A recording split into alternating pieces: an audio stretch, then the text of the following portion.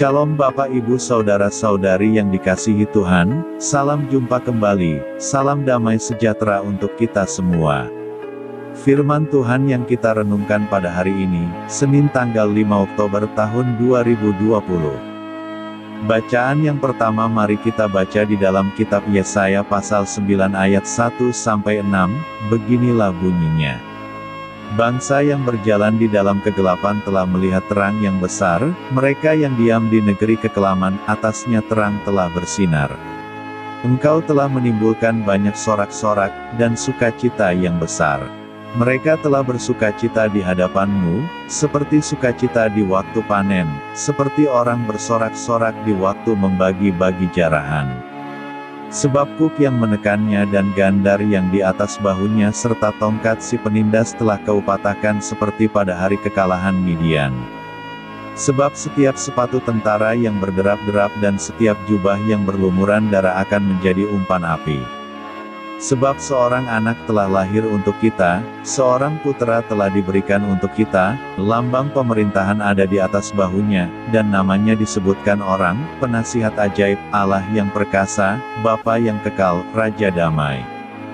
Besar kekuasaannya, dan damai sejahtera tidak akan berkesudahan di atas tahta Daud dan di dalam kerajaannya, karena ia mendasarkan dan mengokohkannya dengan keadilan dan kebenaran dari sekarang sampai selama-lamanya.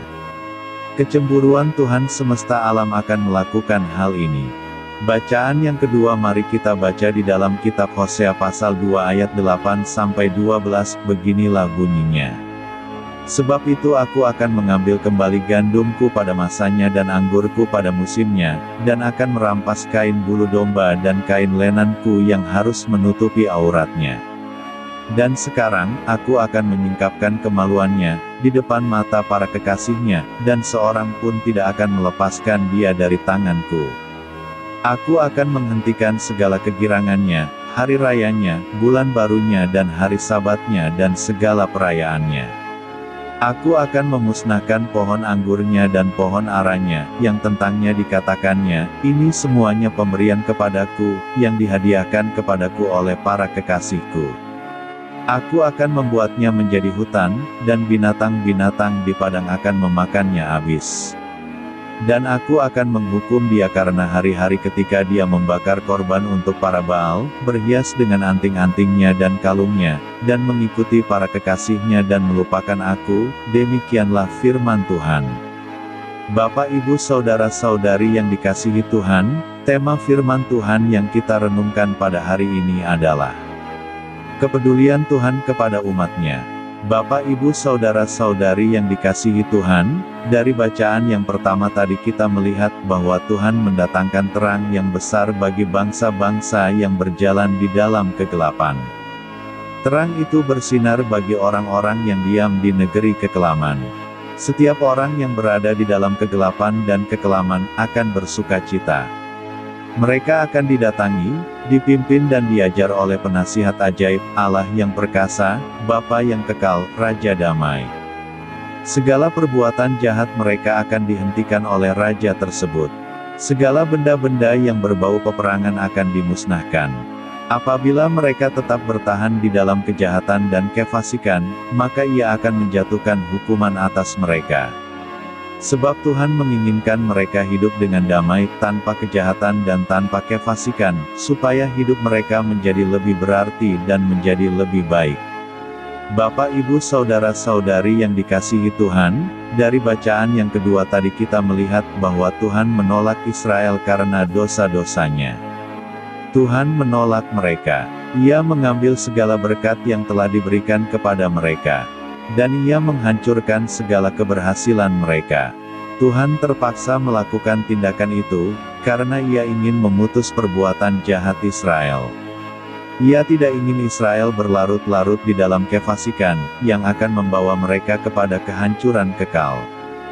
Bapak Ibu Saudara-saudari yang dikasihi Tuhan, ketika Tuhan menghajar dan menghukum umatnya, bukan berarti Tuhan membenci mereka. Tuhan menghajar dan menghukum umatnya karena Ia sangat menyayangi mereka. Ia ingin, supaya hidup mereka menjadi lebih berarti, tidak menjadi sia-sia.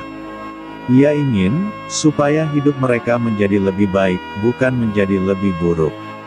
Inilah bentuk kasih dan kepedulian Tuhan kepada umat-Nya. Ia datang menerangi segala sisi yang gelap dari kehidupan mereka, supaya mereka dapat mengoreksi, mengevaluasi dan membenahi diri. Apabila mereka mau ikut cara Tuhan, maka mereka akan mampu menentukan pilihan, mau pilih kejahatan atau kebaikan. Bapak Ibu Saudara-saudari yang dikasihi Tuhan, bentuk kasih dan kepedulian Tuhan ini juga berlaku bagi kita. Pada saat-saat tertentu, Tuhan akan bertindak menerangi dan memperlihatkan segala sisi kehidupan kita.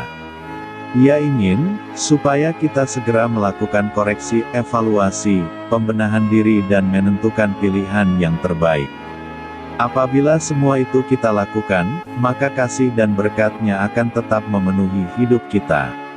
Namun, apabila semua itu tidak kita lakukan, maka kasih dan berkat-Nya akan ditarik dari hidup kita.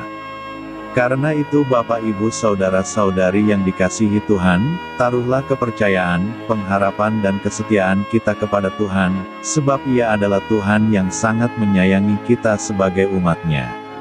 Mari kita respon kehadiran terang-Nya dengan baik, supaya hidup kita menjadi lebih baik. Mari kita bersyukur kepada-Nya, sebab Ia begitu peduli kepada kita. Amin.